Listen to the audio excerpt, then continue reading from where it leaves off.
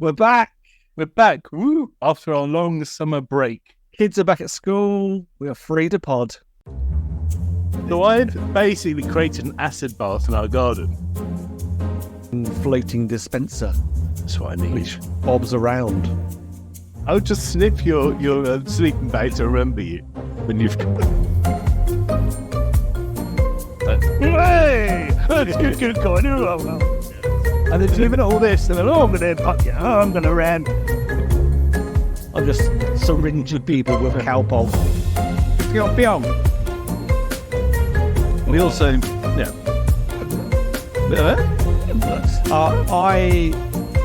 can have that for free. that Ronaldo launched a YouTube channel. Mm. Can you guess how quickly or how many subscribers he got in 90 minutes? In 90 minutes, how many subscribers he got? I mean, more than 49. 49 million. No, he got 1 million in 90 minutes. And I good. think in a day, he got to like 24 million, I think. What are we doing wrong? I've been reflecting because he's just a footballer. Who is he? No one knows who Ronaldo is. He just posts a few videos about football or himself. Mm. So I said, how can we learn, Andy, from Ronaldo, do you think?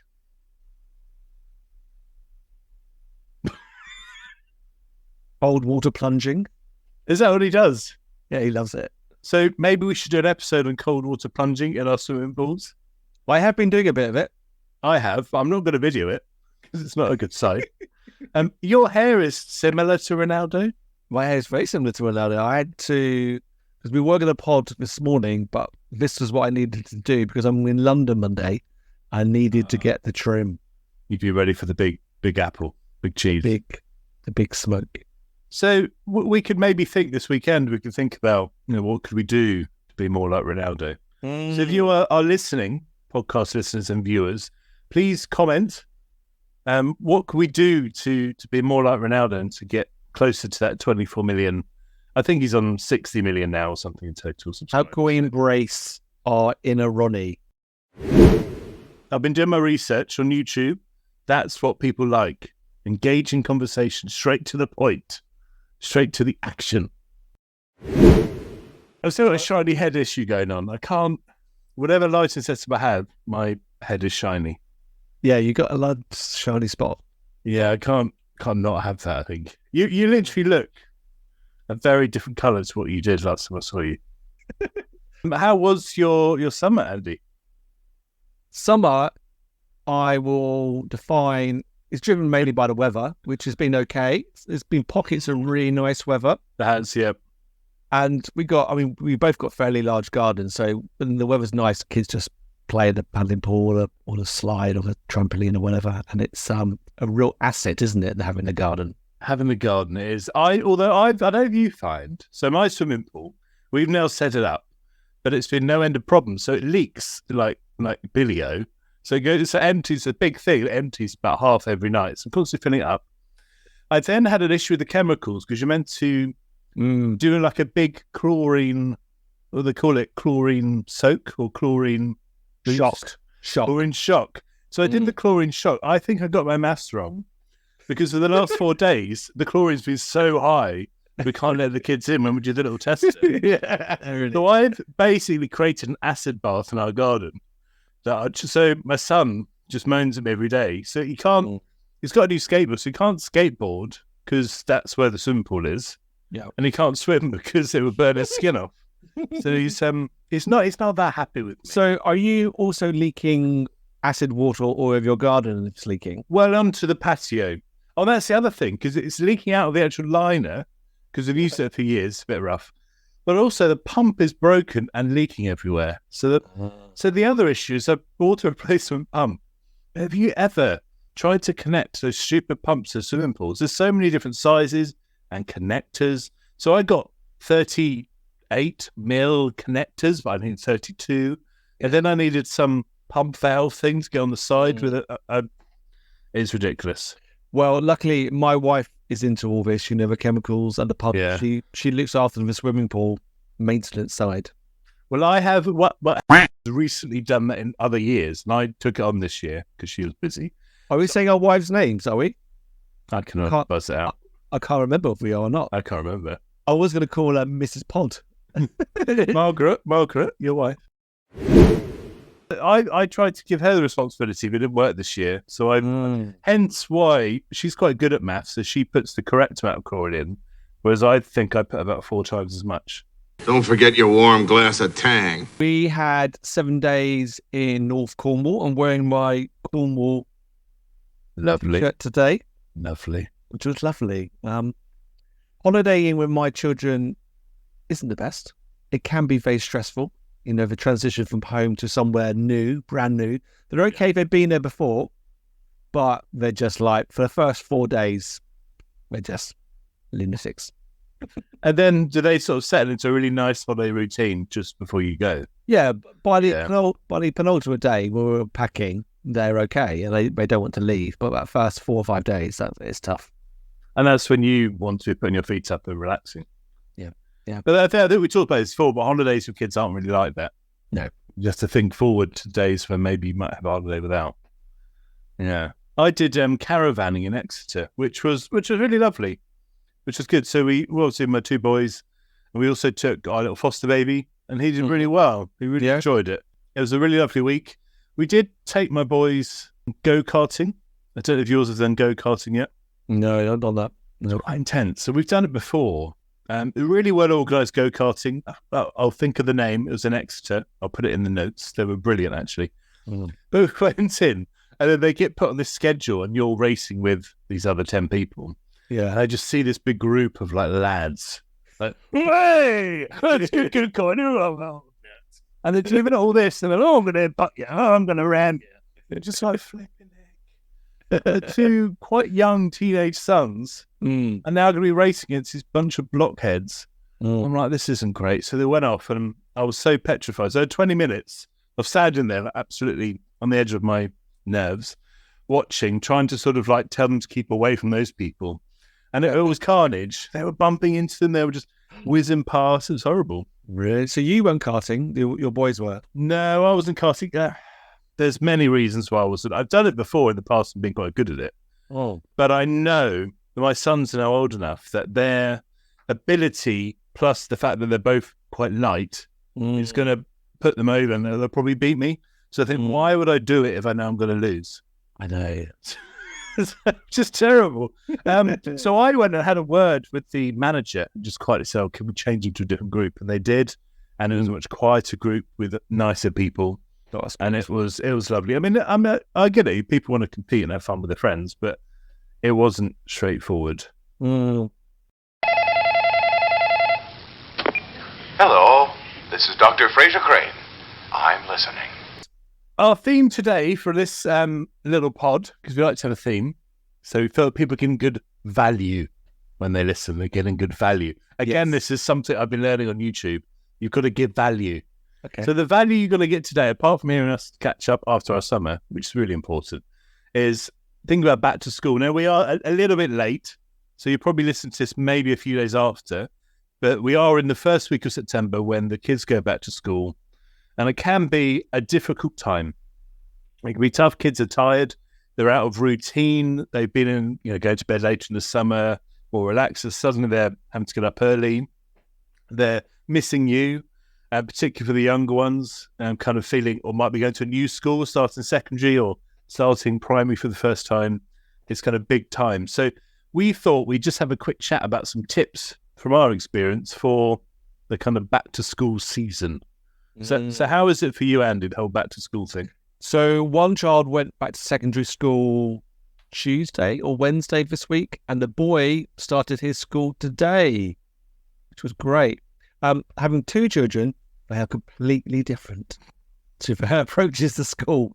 One of the children, we don't like to be gender stereotypical, but it is the girl who got all her uniform ready days in advance, lined it all up for the week, had made herself her own planner, because in her year, if they don't get any planners anymore, so she's done her own colour-coded planner. And she's been working out the route she needs to go to her classes, and she loves it. The other one got nothing ready, and we were just trying to find socks and T-shirts up to about 5 minutes before he left today. And because it was a new school, he was literally climbing. What's that part of the door frame? Is it a door frame?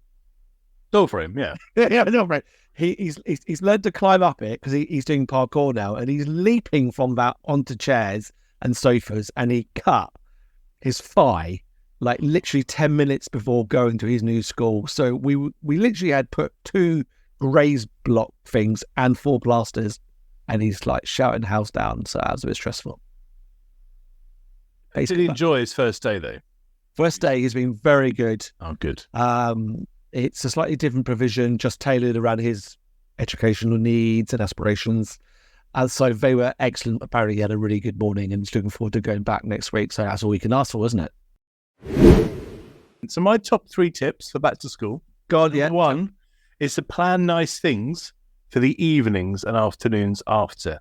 Yes. And the reason being for this is when they go, they're feeling a bit anxious, they're missing you. It gives them something to look forward to, and you can talk about it in the evening or in the morning. So, I can't wait for tonight. So this Friday, and we're going to have chips, fish and chips in the evening. And we've kind of agreed that as a family, we do it on the Friday rather than after the first day back, because the boys will look forward to that.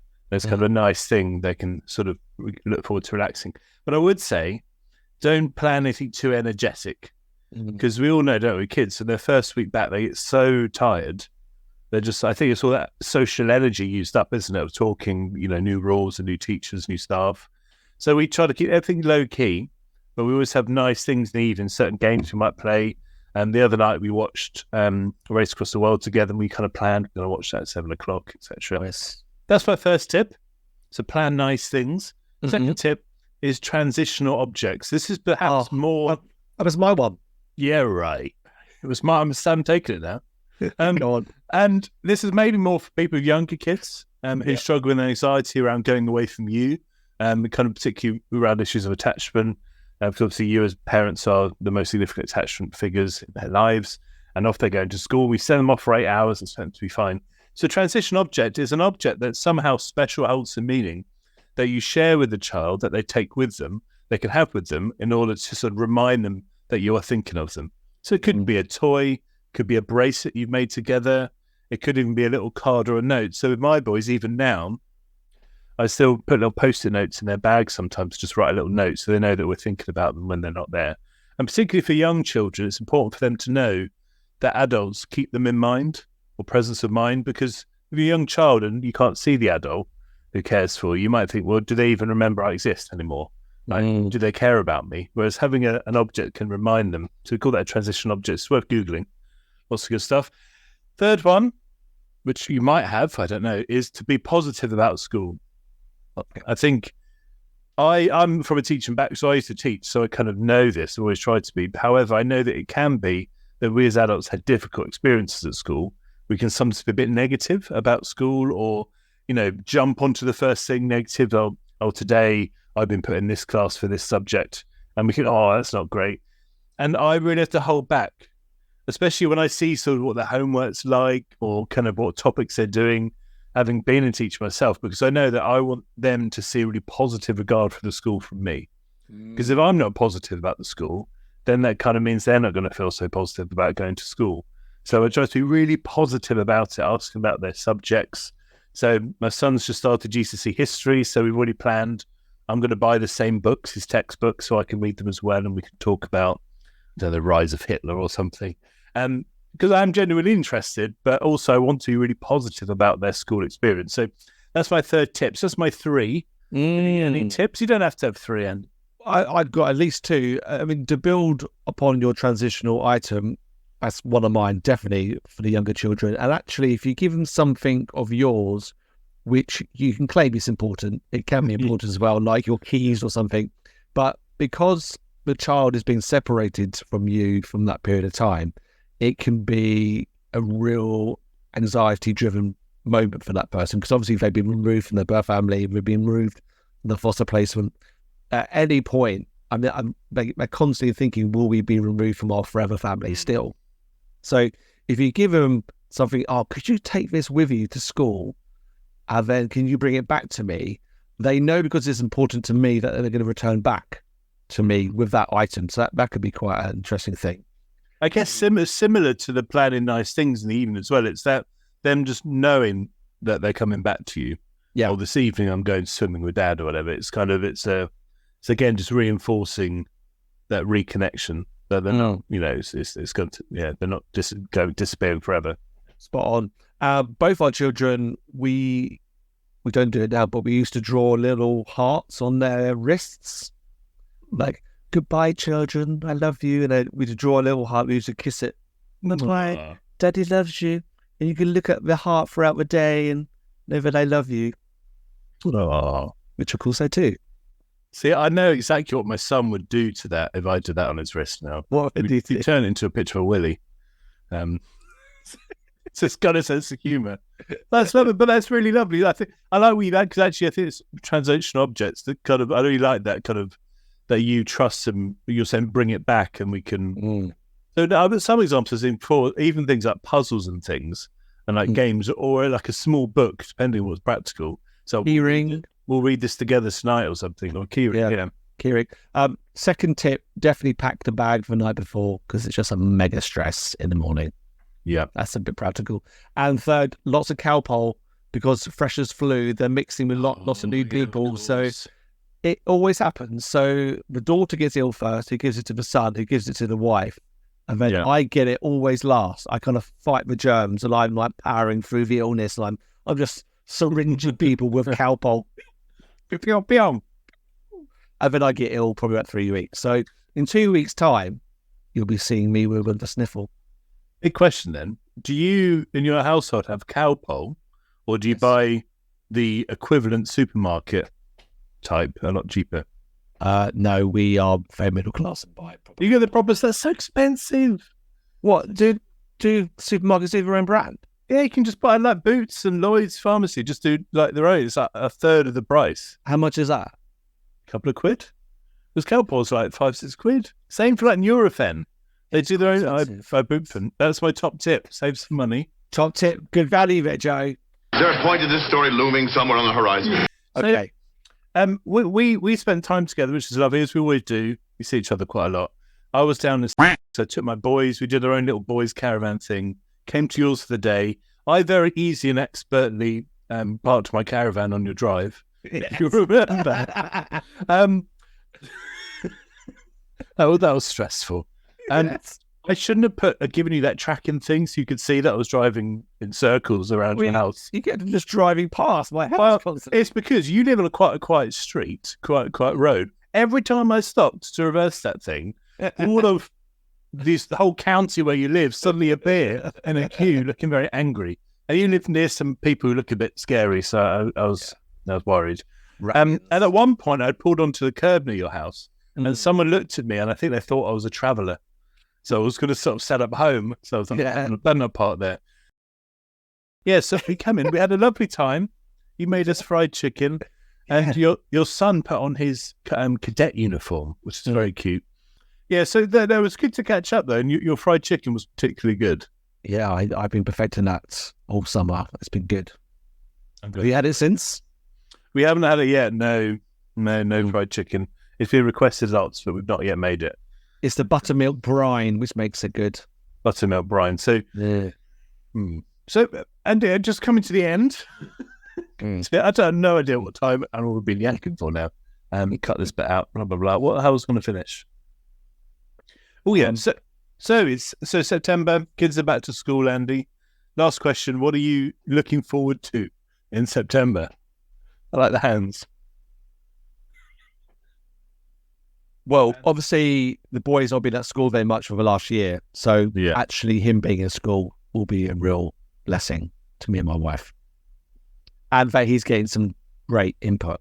Yeah, it sounds like a really good school, what you said. Brilliant. Good school. What am I looking forward to? Just work is really busy. So just cracking on with loads of work, which I really enjoy. I'm looking forward to more podding. I've been missing the podders every week. I've missed the pod, yeah. It's fun. I don't miss the editing. Do you not? Do you want to know how many subscribers Cristiano Ronaldo's got today? Not really, but tell me. 57.9 million. That's incredible. How many videos has he put up though? How many? I mean, quite a few. I mean, it's quite a lot of content and a lot of him with no shirt on. So that's There we go. So we need to do some cold dipping without our shirts on in our swimming pools. we could be topless and then just do that, like just hide the majority. Why would I want to hide? What are you suggesting I need to hide? Well, let's dare you then. Let's see we're gonna come like. Oh, my goodness. He's done 31 videos. We've done more than that, I think, including our shorts. Yeah, we've done more content. What are you looking forward to, Joe, in September? I'm looking forward to this sort of rose-tinted idea of autumn I have in my head. What's that? Because in my head, it's like clear, cold days, leaves are all fallen, crispy on the ground, the smell of fires and smoking back, and lovely walks in the autumn, get home, candles, warm baths, that kind of huggy, is it higgy, the Danish thing? Huggy, that kind of whole sort of cozy feeling. I'm looking forward to Christmas, just feeling all lovely and warm. But the reality is, especially as I live in Wales, it's just going to be really raining and a bit grey and really muddy. But in my mind, I'm looking forward to kind of a cold, refreshing autumn. So, Andy, I will look forward to our next pod. I hope you have a great week. I hope you have a great week too. Thanks for listening, everyone. Bye.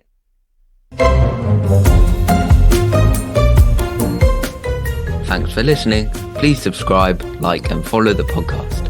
If you want to get in touch, you can email hello@otherpeopleskids.co.uk.